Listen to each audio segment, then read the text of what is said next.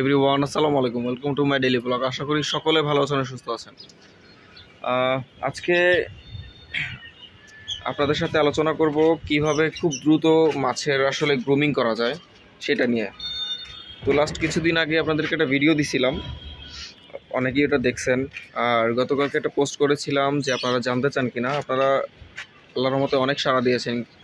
তো ফাইনালি আজকে আমি আপনাদের কাছে ডিসকভার করব যে কিভাবে খুব দ্রুত, মানে 10 থেকে 15 দিনের মধ্যেই সেমি অ্যাডাল্ট মাছকে মোটামুটি অ্যাডাল্ট সাইজ মাছের মধ্যে মানে মাছে পরিণত করা যায়। ভিডিওটি না টেনে একদম শেষ পর্যন্ত দেখুন, অনেক কিছু জানতে পারবেন ইনশাল্লাহ। আপনারা এখন যে ভিডিওটা দেখতে পারতেছেন এইটা আমি 18 তারিখ ফেসবুকে আপলোড করেছিলাম।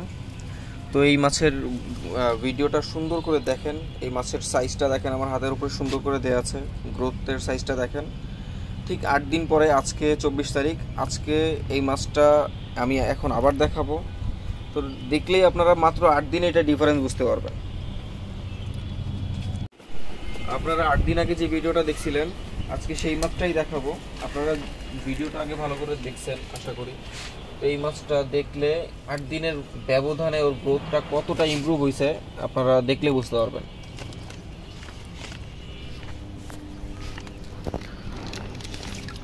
এখন খেয়াল করেন, দেখেন মাশাআল্লাহ ওর ফিনগুলা কত ছাড়ছে।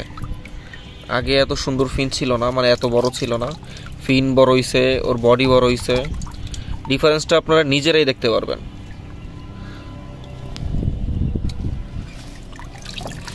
এই দেখেন,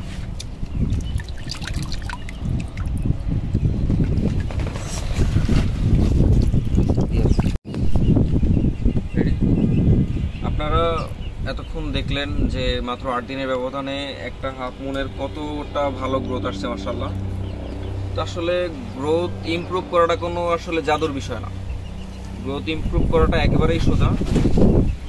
এই মাছটা আমি ছাড়ছিলাম বোধ হয় 15-16 তারিখের দিকে, অনেক ছোট সেমি অ্যাডাল্ট। আজকে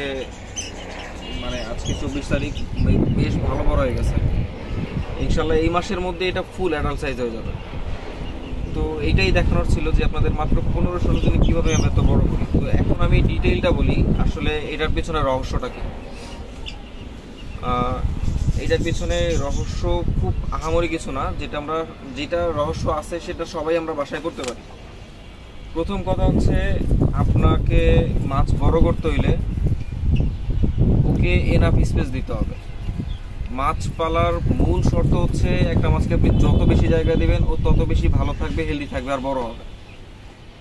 তো আপনারা দেখছেন আমি ওই মাছটাকে মোটামুটি, এটা হচ্ছে 24x16 ট্যাঙ্ক হাইট। পানির হাইট বেশি না, পানির হাইট 4 ইঞ্চি 5 ইঞ্চি, পানির হাইট ইস্যু না। 24x16 ট্যাঙ্কে এই ট্যাঙ্কটা খালি পড়েছিল, এই ট্যাঙ্কের মধ্যে মাছটা ফেলে রাখছি। প্রায় আমি এমনই করি, আমার যেসব ট্যাঙ্কগুলো খালি থাকে, বেবি থাকে না, ওইসব ট্যাঙ্কে যেসব মাছগুলোর গ্রোথ একটু কম হয় ওগুলো ফেলে রাখি। বড় ট্যাঙ্কে ফেলে রাখলে মাছের গ্রোথ এমনিতে অনেক ভালো হয়। আর বর্ষাকালে তো পানি চেঞ্জ করা লাগে না, বর্ষাকাল না হলে নিয়ম করে একটু পানি চেঞ্জ করবেন, প্রতি সপ্তাহে বা 10 দিন 15 দিন পর পর একটু পানি চেঞ্জ করবেন। আর খাবারের যে ব্যাপারটা, খাবার আসলে এখানে খুব একটা ম্যাটার করে না।